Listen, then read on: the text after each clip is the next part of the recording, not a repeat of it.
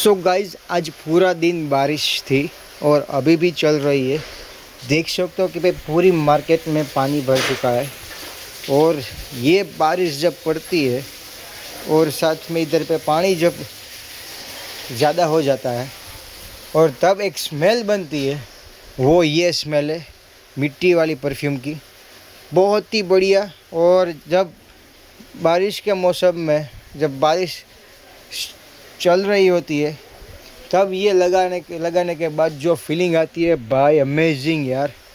बहुत ही बढ़िया सी क्वालिटी, सेम टू सेम इन लोगों ने बनाई है फ्रेगनेंस।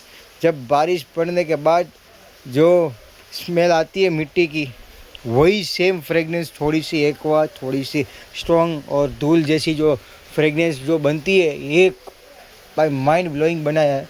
ये परफ्यूम आपको अगर चाहिए तो हमारे पास स्टॉक में अभी फिर से अवेलेबल हो चुका है। बहुत ही बढ़िया सी क्वालिटी।